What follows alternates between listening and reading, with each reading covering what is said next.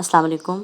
आज मैं आपके लिए जो रेसिपी लाई हूँ वो है होल व्हीट नान विदाउट तंदूर और तवा। जी, सादा घर के आटे से बने हुए नान हैं जो कि मैं बनाऊंगी आपके लिए तवे पर, और इसके साथ साथ फिर मैं आपको बनाना सिखाऊंगी कि आप इस नान को फ्राइंग पैन में भी किस तरह बना सकते हैं। बहुत सादा आसान रेसिपी है और घर में आप लॉकडाउन के दिनों में बहुत नरम और मज़ेदार नान तैयार कर सकते हैं। इसलिए इस रेसिपी को एंड तक फॉलो कीजिए और तमाम टिप्स को साथ साथ चेक करते रहिए ताकि आपके नान भी बहुत अच्छे बने। गंदम का आटा इसको बनाने के लिए मैंने लिया है 2 कप। नमक है हस्बे ज़रूरत। सबसे पहले आटे में मैंने नमक शामिल किया है।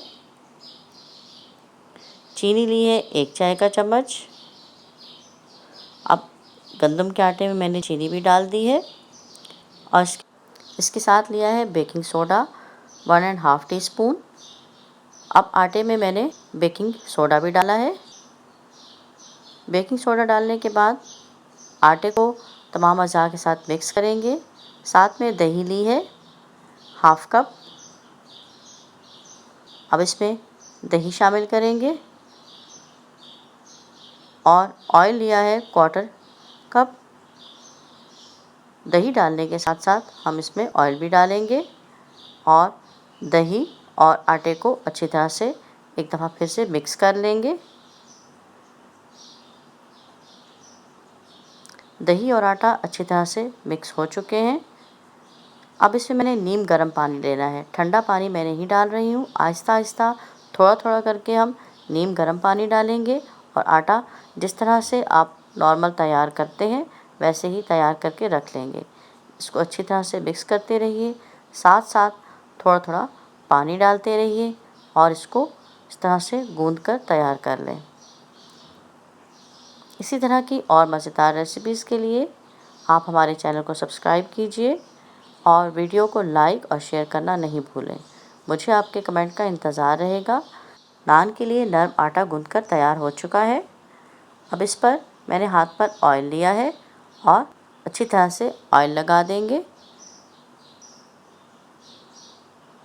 ऑयल लगाने के बाद अब मैंने यहाँ पर एक और एयर टाइट बॉक्स लिया है और इसमें मैंने अच्छी तरह से इसको ऑयल से ग्रीस किया है और ग्रीस करने के बाद जो मैंने नान के लिए आटा गूंद कर रखा है उसको इस बॉक्स में रखेंगे और इसको ढक्कन बंद करके किसी भी गर्म जगह पर इसको रख देंगे। गर्म जगह पर रखने से ये राइस हो जाएगा और नान बहुत अच्छे तैयार होंगे। तो हम 2 घंटे इंतज़ार करेंगे। 2 घंटे बाद हमारा आटा कितना अच्छा से राइस होकर तैयार हो चुका है। अब इस आटे से मैं आपके लिए नान तैयार करूँगी। सबसे पहले मैंने सरफेस पर खुश्क आटा डाला है और तमाम आटे को इस तरह से पंच कर लेना है ताकि एयर फ्री हो जाए। ये इस तरह से पंच करने के बाद आप इसको जितने पेड़ों में बनाना चाहते हैं जिस साइज़ का उस साइज़ का काट लीजिए। मैं इससे 6 नान तैयार करूँगी। उसको मैंने 6 हिस्सों में डिवाइड कर लिया है और इसके इस तरह से पेड़े बनाकर रख लेंगे। सेम वही तरीका जैसे आप रोटी के लिए पेड़े बनाते हैं वैसे बनाकर रख लीजिए। एक पेड़ा हम साइड पे कर लेंगे जिसको पकाना है और बाकी को हम फिर से एयर टाइट बॉक्स में डाल के रख देंगे। इसका ढक्कन लगा दें और अब जो हमने पेड़ा बाहर रखा था उसका हम नान तैयार करते हैं। आप चाहें तो हाथ से भी बेल सकते हैं और चाहें तो इसको इस तरह से बेलन से भी तैयार कर सकते हैं। देखिए, बहुत ज़्यादा इसको बारीक पतला बेलना नहीं है। देखिए इस तरह से इतना तक अंदाज़न ये मोटा होना चाहिए। सबसे पहले मैंने इसको आपके लिए पैन में तैयार किया है। पैन को पहले से मैंने गर्म कर लिया था और गर्म पैन में मैंने नान डाल दिया है। जब इस तरह से फूलना शुरू हो जाए तो आपने इसको पलट लेना है और पलट कर दूसरी तरफ से पका लेना है। देखिए एक साइड से इसमें फूल बन चुके हैं तो अब मैं इसको पलट दूंगी और पलट कर दूसरी तरफ से भी इसको पका लूँगी। थोड़ा सा टिश्यू पेपर या कोई कपड़ा ले लीजिए, उससे इसको प्रेस करके इस तरह से पकाइए ताकि अंदर से ये कच्चा ना रहे। एहतियात से पलटना है, हाथ नहीं जलाना है। देखिए कितना अच्छा नान फ्राइंग पैन में भी तैयार हो चुका है।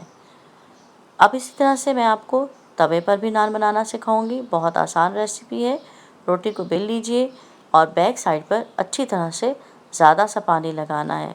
कोई हिस्सा पानी के बगैर छोड़ना नहीं है, ज़्यादा सा पानी लगाना है ताकि नान आपका तवे पर चिपक जाए। तवा आप लोहे का लेंगे, नॉन स्टिक पैन नहीं लेंगे और इस पर गरम तवे पर नान को डालकर चिपका लेना है। जब इस तरह से ये फूलना शुरू हो जाए तो फिर आपने दरमियानी आंच पर एक बहुत एहतियात से अपने हाथों को बचाते हुए तवे को पलट देना है और पलटकर इसको पकाना है। साथ साथ घुमाते रहिए ताकि एक जगह से नान जले नहीं और तमाम किनारे अच्छी तरह से पककर तैयार हो जाएं। इस तरह से इनको घुमा घुमा कर आपने नान को पका लेना है। देखिए हमारा नान कितना अच्छा तैयार है, उस पर कितने अच्छे फूल बन गए हैं और आपने आसानी से देखा कि हमने घर पर तवे पे ही नान तैयार कर लिए हैं। इस रेसिपी को ज़रूर ट्राई कीजिए और घर पर महफूज रहिए। बाहर जाकर नान ख़रीदने की अब आपको ज़रूरत नहीं पड़ेगी, बल्कि आप घर पर आसानी से ही नान तैयार कर सकते हैं। देखिए ये वो नान है जो हमने तवे पर तैयार किया है और ये दूसरा नान जो कि फ्राइंग पैन में तैयार हुआ था। दोनों बहुत नरम और मज़ेदार बने हैं और ये नान मैंने ख़ुद ट्राई किया है, बिल्कुल ड्राई नहीं होगा, इसलिए इसको